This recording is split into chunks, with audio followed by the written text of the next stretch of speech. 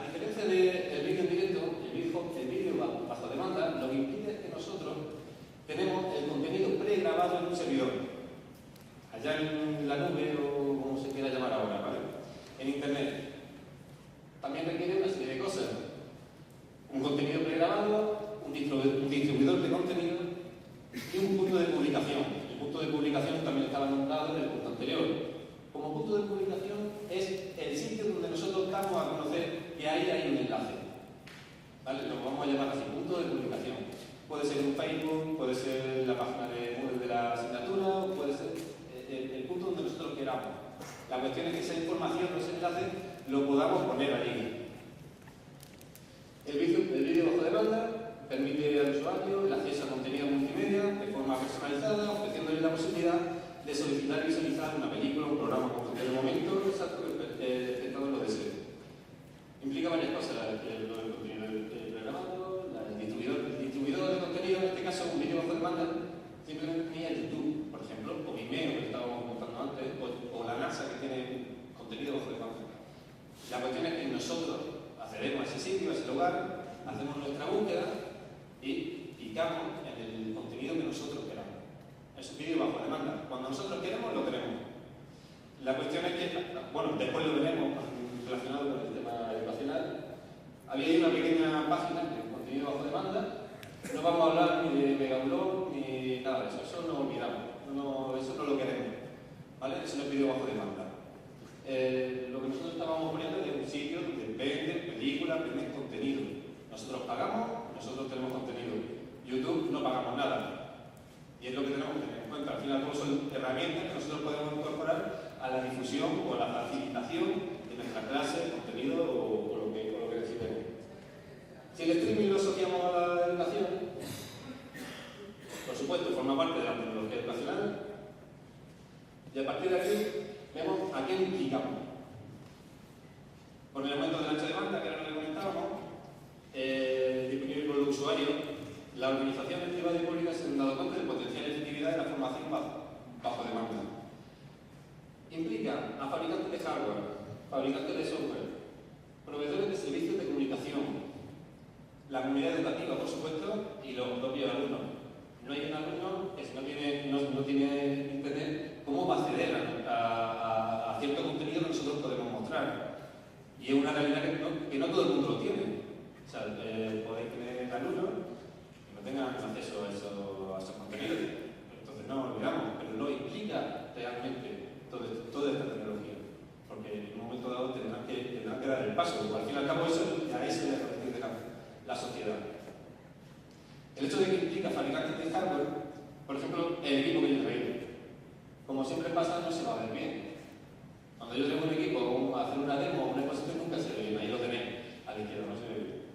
Ahora después intentaré conectarlo para que veáis que este equipo lo que hace es facilitarle al usuario el poder hacer todas esas operaciones anteriores que hemos estado comentando, de hacer un vídeo en directo o fabricar un vídeo para nosotros poder publicarlo después y que sea accesible bajo demanda. Los proveedores de servicios de comunicación, por ejemplo, están implicados, claro. Telefónica, cualquier proveedor de servicios o de infraestructura, mejor dicho, está implicado en esto.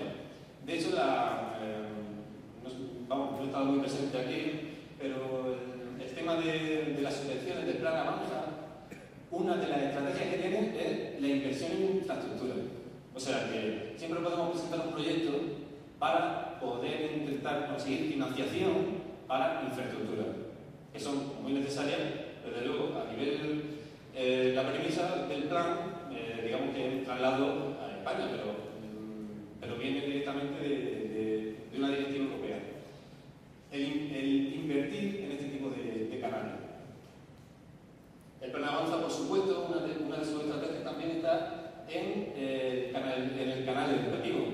O sea que presta mucha atención a lo que son las subvenciones para todo lo que se está hablando aquí. Bueno, no, porque eso lo digo durante estos 2 días. Hay mucha información ahí que merece la pena echar un vistazo sobre lo que incluye ese plan y, por supuesto, que podamos movernos para poder aprovecharlo.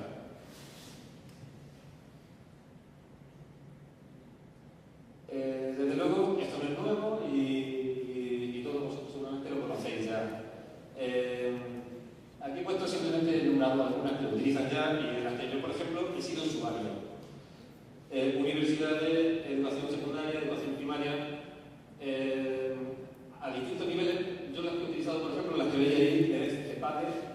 Universidad Politécnica de Madrid, la UNED y la Universidad Castilla-La Mancha. Castilla-La Mancha como cliente, el resto como usuario.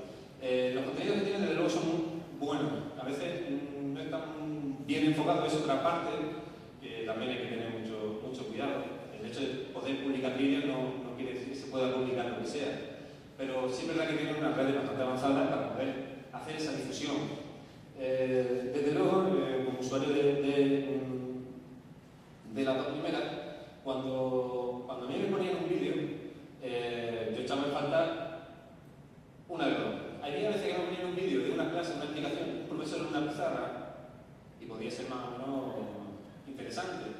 Y otras veces simplemente me ponían un vídeo de la pizarra, una presentación de un portátil, que no me hace falta un vídeo. Simplemente que me dé la presentación y ya la voy a funcionar en mi portátil. Con lo cual, al final siempre echaba en falta las dos cosas. O sea, por una parte, cuando sí tenía algunas presentaciones o clases virtuales en las que tenía al profesor explicando a la misma vez que tenía su pizarra, yo sí me sentía un poco más integrado con una aula virtual o un vídeo que me pudiera mostrar un poco más de información. Desde luego, es algo como de normas que habrá que poco a poco ir adaptando para poder comunicar efectivamente en una aula virtual. Desde luego, la tecnología está y es muy accesible para que nos vayamos poniendo las pilas en todo este tipo de cosas. Bueno, aquí hay simplemente una pequeña imagen de lo que estaba comentando. Un profesor en la pizarra y a la misma vez la parte derecha tenía un poco la presentación que en ese momento se estaba dando. Y la verdad es que era bastante intuitivo. En la parte derecha, además, se podía uno descargar el vídeo, y hay otra parte que he quitado en la que podía saltar a otro contenido distinto. Hay empresas privadas que se dedican a generar contenido. Han visto que hay un hueco de mercado en el que poder generar vídeos que puedan ser utilizados por vosotros de una manera complementaria para los alumnos. Pues está claro que han visto que eso es rentable y que pueden producirlo. También como formación interna, o sea que esto no es solamente algo que va destinado a la educación. Por ejemplo, el General Electric tiene formación interna basada en este sistema, de manera que yo, como profesional de General Electric, puedo entrar en un portal y formarme en distintos ámbitos que por supuesto le interesa a la empresa. También está aquí Discovery Education, también como proveedor de contenido que luego a la expectativa de difundir o que por supuesto la comunidad educativa compre para poder complementar los estudios. Hay mucho material gratuito, o sea que si queréis echar un vistazo, pues desde luego puede ser interesante. Otro, lo único que os quiero mostrar aquí es que si hay impacto real, es un ejemplo de la Khan Academy. No sé si la habéis escuchado nombrar. Y aquí mostrar un par de asuntos interesantes de la tecnología, cómo avanza y hacia dónde vamos. No se ve muy bien, pero bueno, comentaros que eso es simplemente la pantalla de ordenador de una persona que está donde quiera que esté. Tiene un lápiz o una pizarra, no sé, hay quien utiliza una pizarra, hay quien solamente utiliza un lápiz, y un software de ordenador y un micrófono. Y explica una lección. Una lección, en este caso, es de derivadas. Vamos, pues derivada. Y hace una notación sobre ese tema que le interesa a él pues, mostrar al mundo. Digo al mundo porque no se centra en un instituto o en un sitio cerrado o acotado.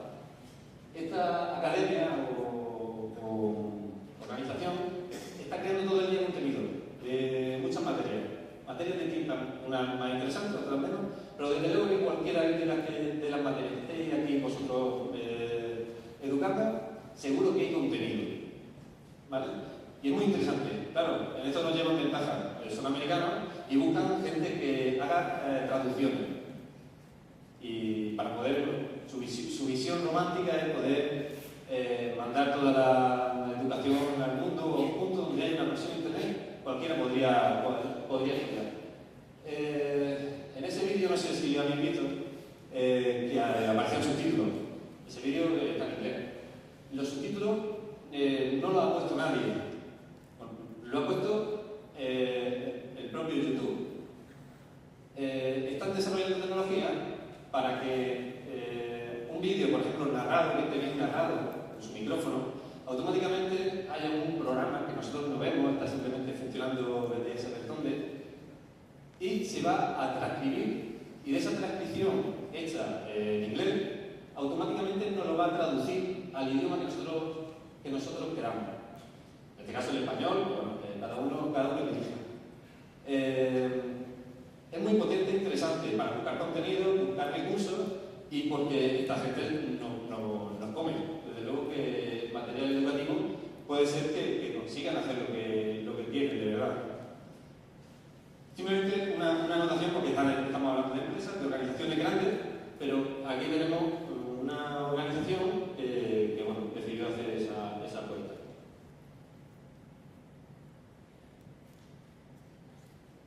Beneficios. La educación a distancia, clases de apoyo, clases reutilizables. No es lo mismo si nosotros tenemos que explicar algo, lo vamos a hacer el año que viene, y lo hagamos una vez bien, es posible que lo podamos reutilizar para el año siguiente.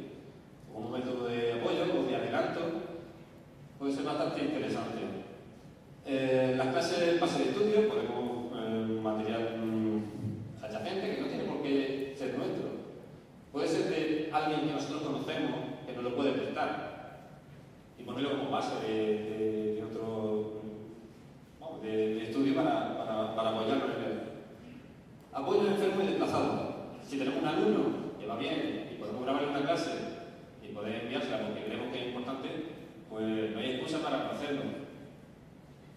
Y por supuesto la aportación a la sociedad del conocimiento. Nosotros podemos hacer ese contenido privado, pero también lo podemos compartir con el mundo para continuar con lo que están haciendo los demás. Eso ya depende también de cada uno, del entorno en el que se mueva. Hay muchas cosas que podrían decir sobre esto. Yo, por ejemplo, en mi trabajo siempre estoy investigando no es la palabra, pero sí buscándome la vida. En la red, en los contenidos que otros han colgado. Y es verdad que hay un aporte real a una sociedad global del conocimiento que desde luego empieza desde todos los niveles, no simplemente el que está trabajando como yo en una empresa y necesito de ciertos conocimientos, sino de alguna vez he tenido que resolver algún problema de trigonometría y no me acordaba. Y he cogido y me he ido a alguna página de esta y lo he encontrado.